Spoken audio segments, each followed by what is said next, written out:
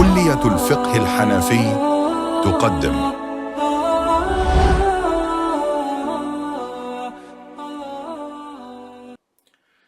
Assalamu alaikum wa rahmatullahi wa barakatuh. So alhamdulillah, we are on lesson 10 now of this section, semester 2, on the fiqh of the seer, international relations and so on. So welcome back to that. We will start what we'll be looking at today in this session, inshallah, is that if there are people who have come there to do some trade, because usually these things take quite long and there's going to be goods that are being needed, so there's people who take that opportunity to come and provide sales. So they're not there for fighting, they've come there to make money.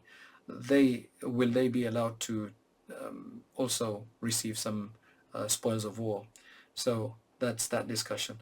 Then there's another discussion, which is, are Muslims allowed to give security and safety to people, right, to non-Muslims? And then how valuable is that security? So there's a huge discussion about that. And then in that, there's a discussion about whether slaves are allowed to give and so on, right? So let's look at that for today, inshallah. So it starts off with لا يشارك أهل سوق العسكر في الغنيمة, that the people of the market, they essentially traders, they're not going to be participating in the spoils of war with the rest of the army, because they're not fighting. They're there for their own benefit, so they've already probably benefited themselves. ولا حق لأهل سوق العسكر في الغنيمة. There's no right for the people of the market of that army in the spoils of war. إلا أن يقاتلوا, unless they're doing both, unless they're also fighting, right? Unless they're willing to fight and put themselves out there. لأنهم لم يجاوزوا على قصد القتال, because they have not gone beyond the borders into the enemy lands with the intention of fighting. فَنَعَدَمَ السَّبَبُ الظَّاهِرِ, so the apparent cause for them being entitled to some of the spoils of war is not found. فَيُعْتَبَرَ السَّبَبُ الْحَقِيقِ, and so the real sabab, their real means, the real cause of why they went there was to make money. So so then you see what it is that they went, they obviously went to do tijara, right? They went to do tijara, okay? They went to do tijara, and we don't know if they went to qital or not, so we can't tell, because usually anybody who's gone into those lands, they should be qualified to, or they should be entitled, because they've clearly put themselves into that position. These people have a very clear reason for going. Apparent reason is that they're going there to sell, to make money. So now, unless they actually show that they're fighting, they're not going to get any booty. فيفيد الاستحقاق على حسب حاله فارسا أو راجل عند القتال. So then they will only become entitled, based on if they actually fight, either on horseback or on foot, right? We'll discuss that a bit later. وإذا أمن رجل حر أو امرأة حرة كافرا واحدا أو جماعة من الكفار أو أهل حصن أو مدينة صح أمانهم. This is very, very powerful. If any Muslim man, any free Muslim man or woman, right? Any free Muslim man or woman grants safety and security, that this person is in my security, I've given them security. So any Muslim is allowed to do that, right? So they've given security to either an individual or to a whole group of disbelievers, or to a whole fortress, right? Or to a whole city. Ya Allah. صح أمانهم. Their granting safety would be valid, because لأنه, the person who has granted them safety, the Muslim, he is a person who would be a fighter, a combatant. إذ هو من أهل المنع, فيتحقق منه الأمان, because he's a person capable of offering protection, and so the assurance of safety is going to be considered. The others have to respect that.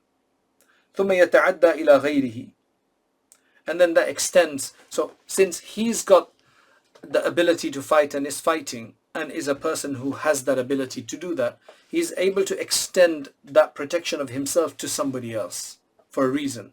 This happened in the time of the Prophet ﷺ as well. Right? The Prophet ﷺ's daughter, when her husband, who was still with the Meccans, got caught, he came and sought refuge with her, and she gave him safety and security, and that was respected. Not just him, but many other people with him. وَلِأَنَّ سَبَبَهُ وَهُوَ الْإِيمَانِ لَا يَتَجَزَّأ. The other reason that they get a right to give this kind of, grant this kind of safety, is because they have Iman. So they're allowed to do that for themselves, and they're allowed to do that for others. They can provide that guarantee for safety. Right. Now, وَحَيْثُ صَحَّ أَمَانُهُمْ, since their granting safety is valid, لَمْ يَجُزْ لِأَحَدٍ مِنَ الْمُسْلِمِينَ قَتْلُهُمْ. None of the Muslims are allowed to attack them, attack those people. وَلَا التَّعَرُّضْ لِمَا مَعَهُمْ. Nor are they allowed to confront and try to take any of their possessions. They can't interfere. The principle here, what this is based on, if this sounds strange to some people, is, I mean, if you've read the seerah, you'll know this happened anyway. قوله صلى الله عليه وسلم المسلمون تتكافأ دماؤهم ويسعى بذمتهم أدناهم أي أقلهم وهو الواحد هداية. Interesting hadith. That the Muslims, the Muslim body in general, the blood of all the Muslims is equal. So all the Muslims, their blood is all equal in the sense that it's all sanctified. And that's why they are bound by the protection granted by even the least of them. Even the lowest, because they all have the same sanctity, even the lowest of them, if he grants safety to somebody, everybody has to respect that. This is seen as a general Muslim assurance.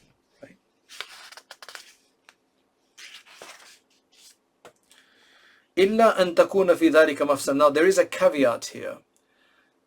Unless in here there is some kind of harm for the Muslims. Because maybe the guy's been bribed, or maybe the guy's not aware of the harm of this person that they're giving safety to, and it's actually harmful for the Muslims. Then فَيَنْبِذُ الْإِمَامُ إِلَيْهِمْ أَمَانَهُمْ. Then the Imam will cast back their security and say, no, we're not going to accept this. We would have, but this is the issue. We're not going to accept it. So this isn't like just somebody gives. That means the non-Muslims will bribe people or something like that to give them safety. So and that you could easily buy people who are bought, right? You can easily find people who are willing to be bought. So it's not that foolish of an action.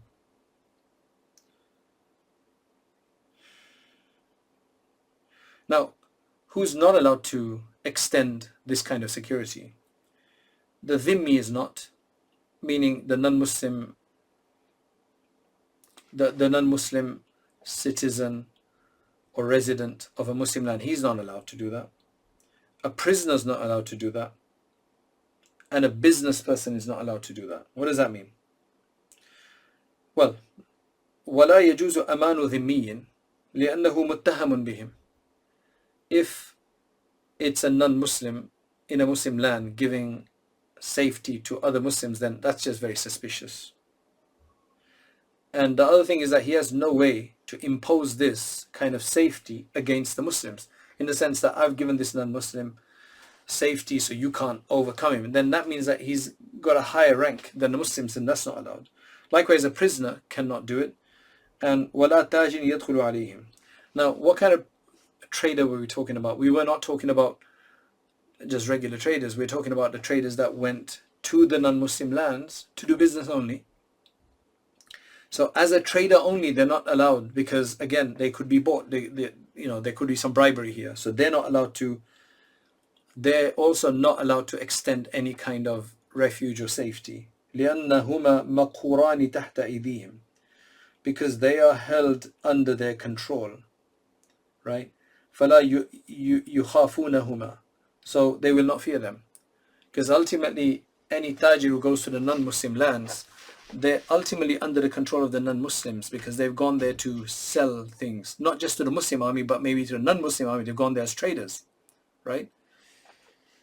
So they're actually in a precarious position. How can they give refuge to anybody?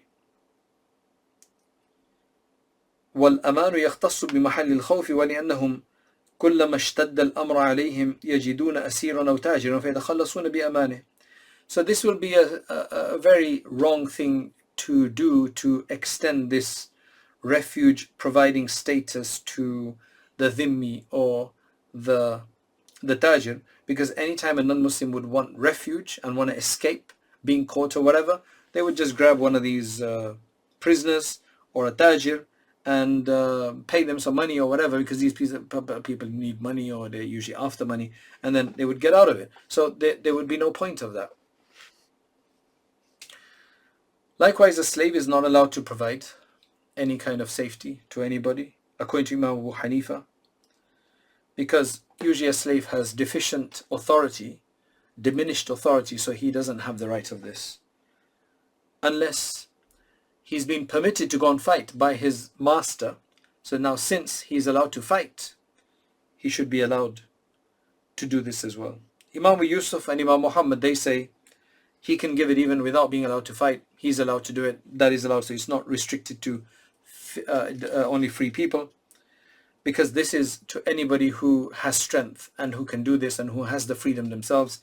Not freedom, but who has the capacity themselves, they would be allowed to do that. Right? They would be allowed to provide. So according to the Sahibain, even slaves can provide safety as well. So I hope that's becoming clear. Now the next section is discussing something really interesting. تملك أموال الكفار بالغلبة عليهم. This is the concept of istila. In a war, if you become dominant over the wealth and assets of the enemy, you become owner of them. That's one way of gaining ownership. One way is purchasing something, another way is being gifted something, and another way is to actually, in a battle, to overwhelm somebody and dominate their wealth. That becomes yours, right? Depending on whose it is and how it's done and so on, but that becomes yours. So that is one of the ways to do it. So that's what this next discussion is going to be about. So what this is وَإِذَا غَلَبَ التُّرْكُ جَمْعَ تركي على الروم جمع رومين والمراد كفار تركي وكفار رومي فسبوهم وأخذوا أموالهم وسبوا ذراريهم ملكوها لأن أموال أهل الحرب ورقابهم مباحة فتملك بالأخذ. Now it's a very interesting discussion, and he actually mentions specific nations in this regard for some reason. So he's saying that if the Turks dominate the Romans, right? And this refers to the non-Muslim Turks. If they dominate the non-Muslim Romans, and at that time it was the Turks and the Romans, the Seljuks and all of these were the Turks, but they were Muslim afterwards anyway. And then فَسَبَوْهُمْ, and if the the Turks were to make the Romans into slaves and to have taken their wealth, وَسَبَوْ ذَرَارِيهِمْ, and to essentially make slaves out of their children and so on, ملكوها, they would then become their owner. لأن أموال أهل الحرب ورقابهم مباحة فتملك بالأخذ, because the people of war, if they were to be overcome, themselves and their assets, their property, all of them will become valid ownership. Ownership will transfer. Now, that was just among non-Muslims as well. That's how they treat things. That was the story of war, and it may still be the same thing to a certain degree. Now, because of the whole international pressure and it being done in public and so on, governments, they do it differently, right? They still they do it by proxy, they do other ways of doing it just to keep, the impression different, right? Then I'm just reading to you what's in here anyway, right? Then it says, فَإِنْ غَلَبْنَا عَلَى التُّرْكِ. Now, if we as Muslims were to dominate the Turks and the Romans after that, so the Turks already took over the Romans and they became owners of their assets and so on. Now we took over both of those people. فَسَبَيْنَاهُمْ وَأَخَذْنَا أَمْوَالَهُمْ. We made them into slaves and we took their wealth. حَلَّ لَنَا مَا نَجِي مِنْ ذَلِكَ. It would be halal for us, whatever we found and whatever we managed to acquire from them, that would actually be halal for us. And even that which the Turks had taken from the Romans, that would become halal for us by taking it from the Turks. Just like everything else, because that was a valid way of taking it. Now we've also done it in a valid way. وَإِذَا غَلَبُوا الْكُفَّارَ عَلَى أَمْوَالِنَا وَلَوْ عَبِيدًا وَإِمَاءً مُسْلِمِينَ فَأَحْرَزُوهَا بِدَارِهِمْ مَلَكُوهَا. And it's the same vice versa. So if the non-Muslims were to take our wealth and our assets, even if that was our slaves or even a Muslim ones, and they were then able to take them back to their lands and secure them there, they would become the owner. Because this is just one way of ownership. It doesn't sound very good, but that is unfortunate reality of human history as well. Because securing something like that taking from one area, an abode of war, to the safety of your own abode, that is actually part of the jurisprudence. والكفار or rather والكفار غير مخاطبين بها فبقي في حق مال غير معصوم فيملكونه كما حققه صاحب المجمع في شرعه. Okay. قيد بالإحراز. Now we qualified this whole thing that they've then secured it in their lands. Because if they've just taken it here from the Muslim land, they've not been able to take it back, we're not going to treat them as owners of it. What that means essentially is that if we were able to go and demand it back, we would. But if it's gone over there, they've become owners. We don't have a right to just go and steal it from them unless we're people of harb, then we dominate them. Unless they are at harb with us and then we dominate, then they would be a tit for tat in that sense. حتى لو اشترى منهم تاجر قبل الإحراز ووجده مالكه أخذه بلا شيء. In the sense that if they were to take some of our wealth and before they were able to take it back to their lands and give it that protected owned status, they sold it. We found now a Muslim who'd bought it from them. We could actually take it back from them without any payment because that's really ours and it hasn't become theirs yet. So it technically only becomes theirs once they've secured it in their lands. I hope that's clear. Again, I don't know what they would do today with all of these discussions because this is not necessarily all, some of these ahkam are necessary, others are discretionary. فإن ظهر عليها إعلاء دراهم المسلمين بعد ذلك فوجدوها يوجد المسلمون أموالهم قبل القسمة بين الغانمين فهي لهم بغير شيء. So now let's just say that the disbelievers, they came and the Ahlul Harb, they came and they were able to overcome a particular area. They took over that area, they took everything from there, and then they went into another area, but in that area they lost. And the Muslims took over there. And then there's some people who took that, whatever they found there, they took it. And then as an individual from that first area, you found some of your assets in that second area, you can actually take it back because it's still yours. It is still owned by the owner because it hasn't been taken to the enemy lands yet and secured and thus become owned. Right? I hope that's very, very clear. That's what he's saying. This is as long as it's been done before any kind of distribution.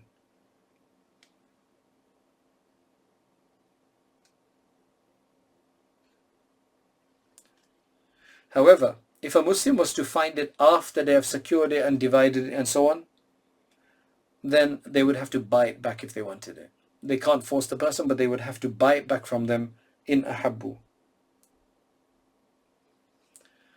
Because let's just say that what happened is area A was dominated by Muslims, so they ransacked the place and took everything. They went to area B and there the Muslims overcame them. So that means that whatever the non-Muslims had there, they were all taken over by now the Muslims. So area B Muslims took over what the enemies had taken from area A of the Muslims. Now area A Muslim go there and they find that it's all ended, and whatever was caught and acquired is being distributed, and all of the fighters, they have their portions. You're not allowed to now take back from them just like that, because they got it in a legitimate way. You know, they've secured it in their land. It was actually in their land anyway. So you can't just go and take it back, because now it's secure. Now this is where the Muslims have taken it, right? If the non-Muslims have taken it, it could be taken back unless they got it into their area. But here the Muslims took it and they're in their area anyway. So in this case now, you would actually have to ask them to sell it to you, because they've got it in a rightful way. You can't just go and snatch it from them. So give them some money if it's you know, an important piece or something, and then you take it back.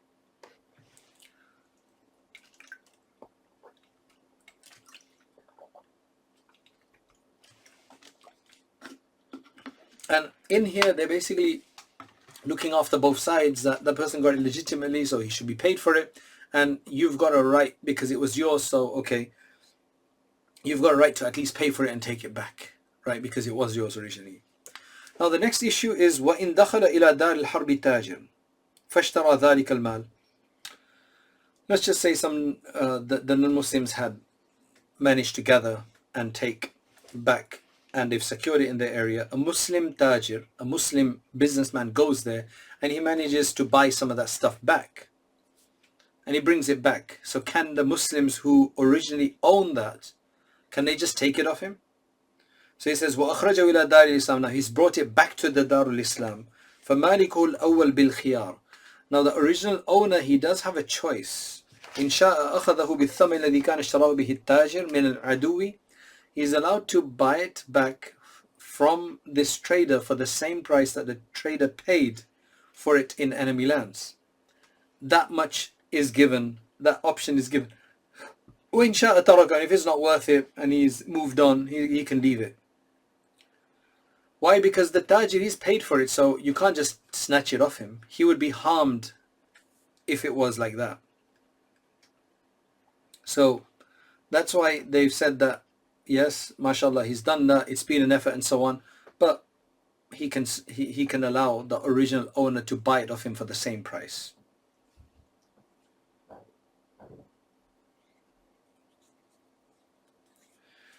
If this was an asset, a property that was given to this trader as a gift, then what price would the owner pay to take that back? So it would then have to be whatever the market value is. Right? Now there's one more caveat here. If we have slaves that are mudabbars, which means they've been promised freedom after death, after the owner's death, or they're ummul walads, or they're mukatabs, or they're ahrar, or they're just free people, right? And the Ahlul Harb dominated and took them, then what happens?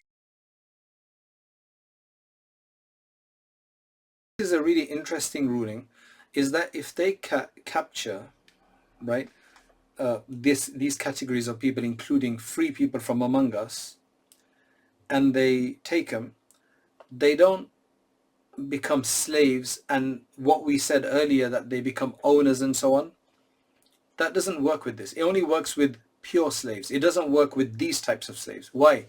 Because the free people are free, so you can't own a free person, so we don't allow them to own us technically.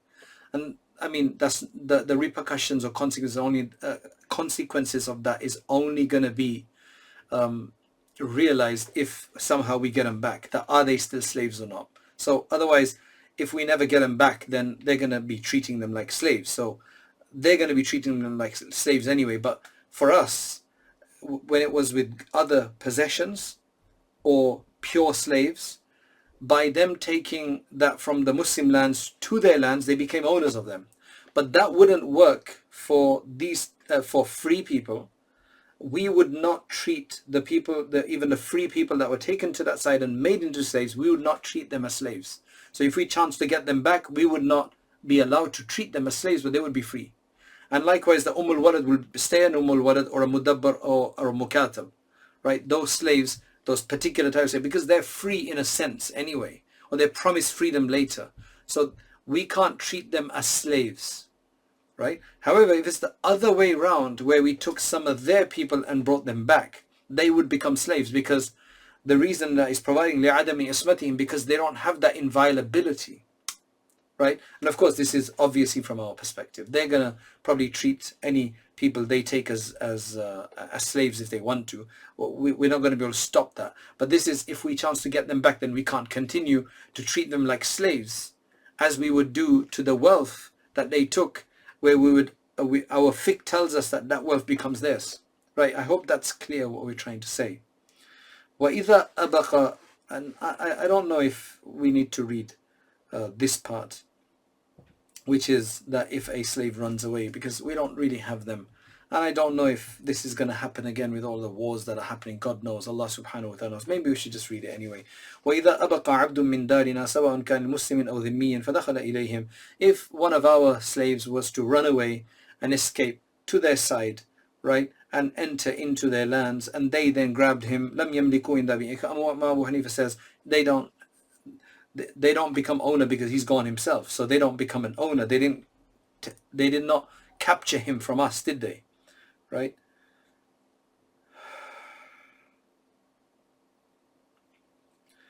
Because it's almost like he's freed himself by running away. He's not really free according to us either.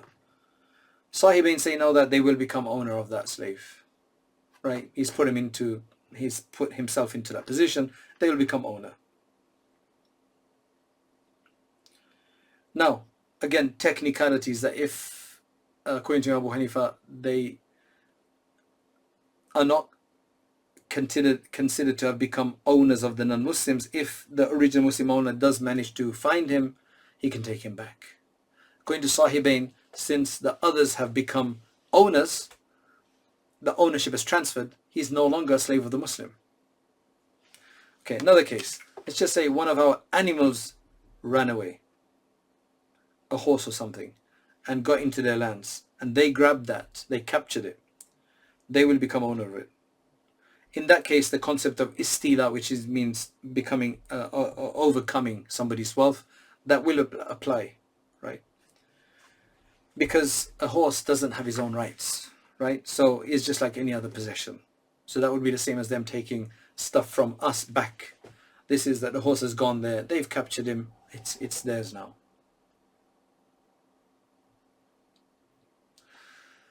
Now the discussion is going to be, remember we said that the spoils of war cannot be distributed until they take it back to the Darul Islam, and they, then it's considered protected, and then they can split it up. So وَإِذَا لَمْ يَكُنْ الْإِمَامِ حَمُولَةً, if the Imam, the leader of the Muslims, doesn't have any vehicles, so in those days having camels or a caravan of some sort to carry everything back, right, to take all of the booty back, then what do you do then? So in that case, what he'll do is he still can't distribute it to the fighters for them to possess it and own it, but he will distribute it among them to hold on to it and transport it back as a responsibility. So it will be given to them as a responsibility that they must care for and bring it back. When they come back to the Darul Islam, he will claim it back from all of them, and then he will distribute it. So he's just basically using them to come back, because everybody can pick up a bit on their own animals and so on. This is if they don't have any official means of doing that, right? Nowadays they'll probably do it with planes and stuff like that anyway. Right? Now, let's just say some of them refuse to take it back. No, I'm not going to take it back. I don't want to be forced to do this. Then he will force them, but then he'll have to pay them. So he'll force them by giving them the market value of whatever it costs to transport something back. So he's allowed to undertake that small payment to preserve the larger asset, right? However, There is another transmission in the Hanafi school related in As-Sir al-Saghir, the smaller book of Sirah of Imam Muhammad, saying that no, you can't force them in any way whatsoever. Now, is it allowed for the Imam to sell off some of the equipment or some of the animals, for example? وَلَا يَجُوزُ بَيْءُ الْغَنَائِمِ قَبْلَ الْقِسْمَةِ. Before division, he's not allowed to sell it because it's the people's right, it's the fighter's right. He's not allowed to do it in Dar al-Harb because it's not owned. Remember, it's not owned by anybody yet. وَمَنْ مَاتَ مِنَ الْغَانِمِينَ فِي دَارِ الْحَرْبِ قَبْلَ الْقِسْمَةِ وَبَيْءِ الْغَنِيمَةِ فَلَا حَقَّ لَهُ فِي الْغَنِيمَةِ. Now look, if there is a fighter who dies in the Dar al-Harb before the division took place, he no longer retains any right within the spoils because he hasn't got it yet. And he's only going to become owner of it. Why he's got a claim to it, right? Listen to the technicality. He's got a claim, but he doesn't own it yet. He'll only become owner of it once he receives it after the division in Darul Islam. So right now he's got a claim, yes, but claims don't necessarily transfer to inheritors. So that's why his inheritors don't get anything in this regard. Had he already received it, become owner of it, then of course, if he died, then his inheritors will get it, but claims, no. وَمَنْ مَاتَ مِنْهُمْ أَيْ الْغَانِمِينَ بَعْدَ إِخْرَاجِهَا. But if any of the fighters who are due to receive something, if they die after the spoils were taken out to Darul Islam, or after the division, then he will get. So if they were divided earlier on, or they were just taken to Darul Islam, then that claims becomes more solid and he becomes the owner in a sense. So that's why his inheritors will get a right at that point. He will inherit, essentially. Now the next section is the interesting one, is that to incentivize the fighters. To incentivize the fighters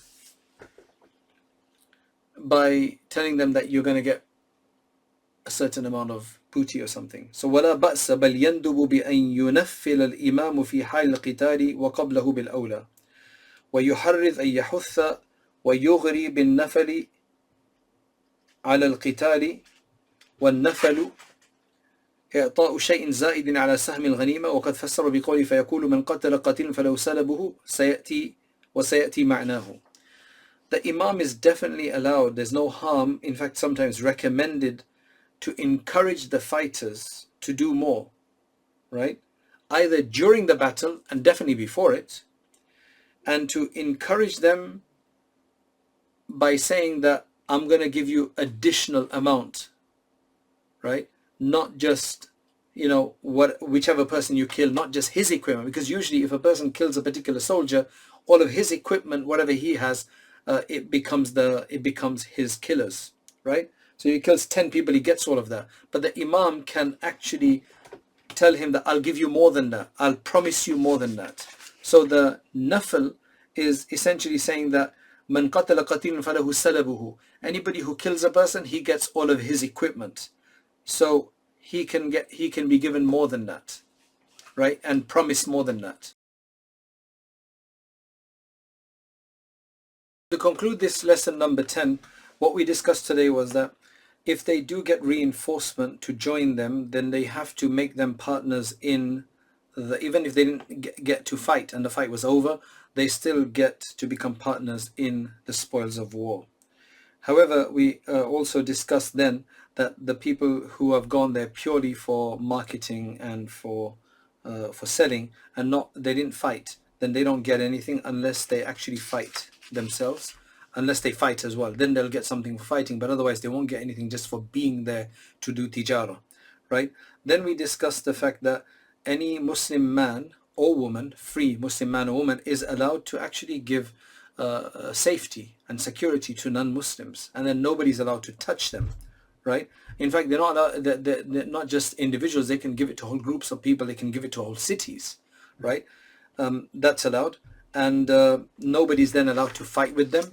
unless the Imam sees that there's a clear problem in that regard, and this is being used by the non-Muslims through somebody that they've bribed or something like that, then they don't have to value that, and they can say, no, we're not going to agree to your giving refuge to them. Otherwise, it's allowed, and this was done in time of the Prophet sallallahu alaihi wasallam and afterwards as well. A dhimmi can't provide such a thing, and neither can one of the traders who've gone to non-Muslims land. They can't give anybody refuge. Otherwise, it's easy that if the non-Muslim wanted to protect themselves, they'll just find somebody to give them refuge, and that'll be done. Likewise, there's a difference of opinion whether a slave can provide safety or not. Imam Abu Hanifa does not allow it. Sahibain, they allow it. They allow even slaves to give that kind of safety. Then the other thing that we discussed, which is very important, is that if Muslims overcome the wealth of the enemy and they take it back to their homeland, they become owner of it. It's one of the ways of tamlik. It's one of the ways of gaining ownership, technically. Likewise, if the non-Muslims dominate a Muslim land, take their possession, and then take it back to their lands, they are also officially become owner of those things. It's called istila, to dominate over somebody's wealth, and that is a valid way in the sense that it becomes their ownership. Okay, and then there's we read all of these laws that if they overcame us, and then after that a Muslim was managed to buy back or somehow got some of that property back, then the Muslim who was the original owner, he can actually, if it was done after the whole istila and everything, then this Muslim has the right to pay pay this Muslim person to give him back his stuff, because the Muslim obviously paid something, and if he didn't pay anything, then he can still pay him the market value to do that. He can't just go and grab it back from him. However, if somebody found that property or took hold of that property before it was protected in their own lands, then the Muslim can take it back, because the ownership only transfers once it's been taken to the other land, right? So there was that discussion.